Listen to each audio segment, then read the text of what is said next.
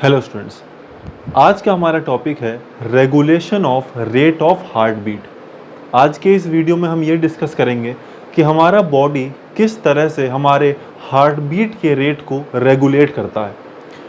हमें इतना तो पता है कि जो हमारा नॉर्मल हार्ट रेट है वो 72 बीट्स पर मिनट है, लेकिन कभी कभी ऐसा होता है कि ये हार्ट बीट का रेट 72 बीट्स पर मिनट से ज़्यादा भी हो जाता है और कभी कभी कम भी हो जाता है।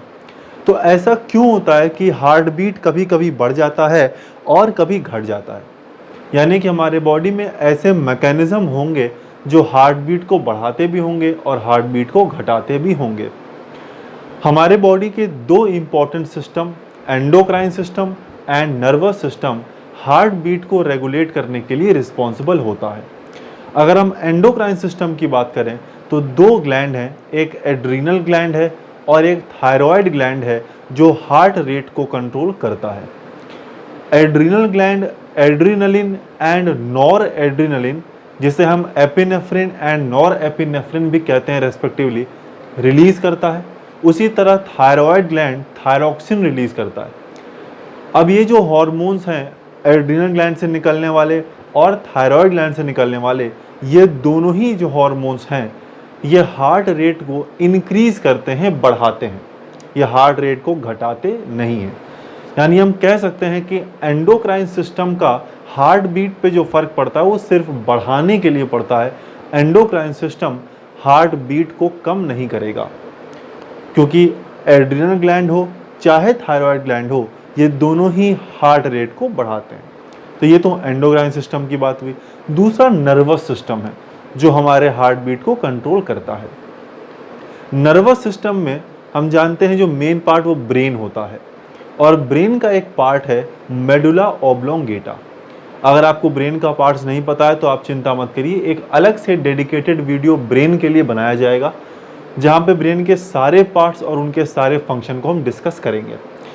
अभी आप सिर्फ इतना समझ लें कि ब्रेन का जो मेडुला ऑब्लोंगेटा वाला पार्ट है वो हार्ट बीट को कंट्रोल करता है, क्योंकि मेडुला ऑब्लोंगेटा में कार्डियक सेंटर पाया जाता है और यही कार्डियक सेंटर हार्ट बीट को कंट्रोल करता है। कार्डियक सेंटर में दो तरह की यूनिट होती है, एक कार्डियक एक्सेलरेटर यूनिट जो हार्ट बीट को बढ़ाता है और एक कार्डियक इनहिबिटर यूनिट जो हार्ट रेट को कम करता है। पहले हम बात करते हैं कार्डियक एक्सेलरेटर यूनिट को। तो नाम से समझ में आ रहा है कि ये हार्ट रेट को बढ़ाएगा, एक्सेलरेट करेगा। ये सिंपैथेटिक नर्वस सिस्टम से सप्लाइड होता है। सिंपैथेटिक नर्वस सिस्टम करता क्या है कि सिंपैथेटिक नर्व वेंट्रिकुलर कॉन्ट्रैक्शन कराते हैं बहुत स्ट्रॉन्ग। अब स्ट्रॉन्ग वेंट्रिकुलर कॉन्ट्रैक्शन की वजह से हार्ट रेट बढ़ जाता है। उसी तरह अगर हम पैरासिम्पैथेटिक की बात करें जो कि कार्डियक इनहिबिटर यूनिट में पाया जाता है, तो पैरासिम्पैथेटिक नर्व्स एसिटिलकोलिन रिलीज करते हैं, और एसिटिलकोलिन एक तरह का न्यूरोट्रांसमीटर है जो कि नर्व के कंडक्शन के प्रोसेस को स्लो कर देता है। किसके नर्व के कंडक्शन के प्रोसेस को? सिंपैथेटिक नर्व के कंडक्शन के प्रोसेस को। तो जाहिर सी बात है सिंपैथेटिक नर्व क्या करता है? हार्ट रेट को बढ़ाता है, और ये एसिटिलकोलिन इस सिंपैथेटिक नर्व के फ्लो को कम कर रहा है। तो जाहिर सी बात है ये उसके फ्लो को कम कर रहा है जो हार्ट रेट को बढ़ाता है, यानी कि ये हार्ट रेट को कम करवा देगा। कार्डियक एक्सेलरेटर यूनिट जो है उसमें सिंपैथेटिक नर्व का सप्लाई है और कार्डियक इनहिबिटर में पैरासिम्पैथेटिक नर्व का सप्लाई होता है। अगर बिल्कुल नर्व की हम बात करें तो जो कार्डियक इनहिबिटर यूनिट है उसमें वैगस नर्व के कार्डियक ब्रांच का सप्लाई होता है जो कि पैरासिम्पैथेटिक नेचर का है। तो आप ऊपर से सिर्फ इतना याद रख लें कि सिंपैथेटिक ब्रांच जो है या सिंपैथेटिक नर्व जो है वो हार्ट बीट को बढ़ाएगा, कार्डियक एक्सेलरेटर यूनिट में पाया जाता है। पैरासिम्पैथेटिक हार्ट बीट को कम करेगा और ये कार्डियक इनहिबिटर यूनिट में पाया जाता है। टैकीकार्डिया एंड ब्रैडीकार्डिया दो कंडीशन होती है। टैकीकार्डिया कहा जाता है जब हार्ट बीट बढ़ जाती है, और ब्रैडीकार्डिया कहते हैं जब हार्ट बीट कम हो जाता है। ये दो टर्म्स बहुत कंफ्यूज करते हैं, तो हमें कंफ्यूज नहीं होना चाहिए। देखिए, हमेशा आपको ये बता दिया जाता है कि टैकीकार्डिया हार्ट बीट के बढ़ने को कहते हैं, यानी जाहिर सी बात है 72 से बढ़ेगा तो उसे टैकीकार्डिया कहेंगे, और ब्रैडीकार्डिया जब हार्ट बीट कम होता है यानी 72 से कम हो जाएगा तो उसे हम ब्रैडीकार्डिया कहेंगे। ऐसा नहीं होता है, ऐसा जनरली आप समझते हैं, आपको बताया जाता है। 72 बीट्स पर मिनट एक नॉर्मल वैल्यू है, लेकिन इस नॉर्मल वैल्यू से बढ़ जाना सिर्फ ब्रैडीकार्डिया नहीं है, टैकीकार्डिया नहीं है, या इससे कम हो जाना सिर्फ ब्रैडीकार्डिया नहीं है। नॉर्मल 72 बीट्स पर मिनट है, अगर ये 90 से अबव हो जाता है तब हम इसे टैकीकार्डिया कहते हैं, या 72 नॉर्मल है तो अगर ये 60 से कम हो जाएगा तब इसे हम ब्रैडीकार्डिया कहेंगे। तो जनरली आपको ये वैल्यू नहीं बताई जाती है, आपको सिर्फ इतना बता दिया जाता है कि ब्रैडीकार्डिया घटने को कहते हैं हार्ट बीट को, और टैकीकार्डिया हार्ट बीट के बढ़ने को कह देते हैं। लेकिन कितने से बढ़ने को टैकीकार्डिया कहते हैं और कितने से घटने को ब्रैडीकार्डिया कहते हैं ये आपको जनरली नहीं बताया जाता है। तो आज इस वीडियो में आपको पता लग चुका है, 72 से अगर 90 पहुंच जाता है या 90 से अबव हार्ट बीट हो जाता है पर मिनट तब उसे हम टैकीकार्डिया कहेंगे, और अगर 72 से ये 60 घट के पहुंच जाता है या 60 से भी कम हो जाता है तब इसे हम ब्रैडीकार्डिया कहते हैं। चलिए अब उन कंडीशंस, उन फैक्टर्स की बात करते हैं जो टैकीकार्डिया करवाता है, फिर हम बात करेंगे उन फैक्टर्स के बारे में जो ब्रैडीकार्डिया कराता है। पहले हम टैकीकार्डिया की बात करते हैं। टेम्परेचर का बढ़ना टैकीकार्डिया कराता है, टेम्परेचर का बढ़ना टैकीकार्डिया कराता है। एग्जाम्पल के लिए, जब आपको कभी फीवर होता है, हम सबको कभी ना कभी फीवर हुआ है, तो जब हमें फीवर होता है तो हमारे बॉडी का टेम्परेचर बढ़ जाता है, उस कंडीशन में हमारे हार्ट बीट भी बढ़ जाती है। तो हम कह सकते हैं कि टेम्परेचर के बढ़ने से हार्ट बीट बढ़ेगा। लेकिन ऐसा क्यों होता है? ऐसा इसलिए होता है क्योंकि जब टेम्परेचर बढ़ता है तो मेटाबॉलिज्म ऑफ एसए नोड शुरू हो जाता है। एसए नोड मतलब साइनोएट्रियल नोड, और जब एसए नोड का मेटाबॉलिज्म बढ़ता है तो ये एक्साइटेबिलिटी ऑफ एसए नोड को बढ़ा देता है, और एसए नोड की एक्साइटेबिलिटी बढ़ती है तो हार्ट बीट बढ़ जाता है। तो पहला फैक्टर टैकीकार्डिया के लिए टेम्परेचर। दूसरा सिंपैथेटिक नर्व। कभी भी सिंपैथेटिक नर्व एक्टिवेट होंगे तो जाहिर सी बात है वो क्या करा देंगे, वेंट्रिकुलर कॉन्ट्रैक्शन स्ट्रॉन्ग करा देंगे, जिसकी वजह से बढ़ जाएगा हार्ट बीट। तो दो कंडीशन पता लग गई, एक टेम्परेचर का बढ़ना, दूसरा सिंपैथेटिक नर्व का स्टिमुलेट हो जाना। तीसरा है ब्लड लॉस।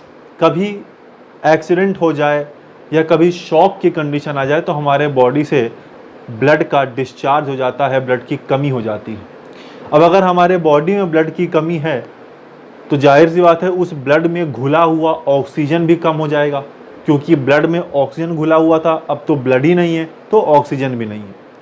उस कंडीशन में बॉडी के ऑक्सीजन नीड्स को पूरा कराने के लिए जितना भी ब्लड बॉडी में बचा हुआ है उसके सर्कुलेशन को बढ़ा दिया जाता है। और हम जानते हैं हार्ट ही वो ऑर्गन है जो ब्लड में सर्कुलेशन कराता है, तो हार्ट के पंपिंग एक्टिविटी बढ़ जाती है, जिस वजह से हार्ट बीट बढ़ जाता है। तो तीसरा हो गया पॉइंट अपना शॉक या ब्लड का लॉस होना। चौथा है एक्सरसाइज। जाहिर सी बात है जब हम एक्सरसाइज करेंगे तो हमारे मसल के सेल्स को ज़्यादा ऑक्सीजन की नीड होगी, और ज़्यादा ऑक्सीजन की नीड इसलिए होगी क्योंकि वहाँ पे ज़्यादा एटीपी बनाना होगा, और ज़्यादा एटीपी एरोबिक रेस्पिरेशन के दौरान बनता है। अगर आपको एरोबिक और एनएरोबिक रेस्पिरेशन पढ़ना है तो चैनल पे वीडियोस अपलोड कर दिए गए हैं, आप जाके एरोबिक और एनएरोबिक रेस्पिरेशन भी पढ़ सकते हैं। एक्सरसाइज की हम बात कर रहे थे। एक्सरसाइज अगर ज़्यादा हम करेंगे तो ज़्यादा एटीपी की नीड होगी, एनर्जी प्रोडक्शन ज़्यादा चाहिए होगा, और ज़्यादा एटीपी बनाने के लिए हमें एरोबिक रेस्पिरेशन करना होगा, जिस एरोबिक रेस्पिरेशन के लिए हमें ऑक्सीजन ज़्यादा चाहिए होगा। तो ऑक्सीजन तो ब्लड में प्रेजेंट होता है, तो ऑक्सीजन को मसल के सेल्स तक पहुंचाने के लिए हमें ब्लड के पंपिंग एक्टिविटी को बढ़ाना पड़ता है, तो जिस वजह से टैकीकार्डिया होता है। तो चार इंपॉर्टेंट पॉइंट हो गए, एक टेम्परेचर का बढ़ना, दूसरा सिंपैथेटिक नर्व का स्टिमुलेशन होना, तीसरा एक्सरसाइज ज़्यादा करना, और चौथा ब्लड का लॉस होना। ये चार कंडीशन है जिसमें टैकीकार्डिया होता है। अब बात करते हैं हम ब्रैडीकार्डिया। इसी का आप अपोजिट कर लीजिए। जब सिंपैथेटिक बढ़ रहा था तो क्या हुआ था, टैकीकार्डिया। तो जब पारासिम्पैथेटिक एक्टिविटी बढ़ जाएगी तो क्या हो जाएगा, ब्रैडीकार्डिया। तो हमें याद रखना चाहिए पहला ब्रैडीकार्डिया कंडीशन क्या है, पैरासिम्पैथेटिक नर्व का स्टिमुलेशन। दूसरा टेम्परेचर का कम हो जाना। टेम्परेचर बढ़ रहा था तो क्या हो रहा था, हार्ट बीट बढ़ रही थी। तो इसी का अपोजिट, अगर टेम्परेचर कम हो जाएगा तो उस कंडीशन में हार्ट बीट भी कम हो जाएगी।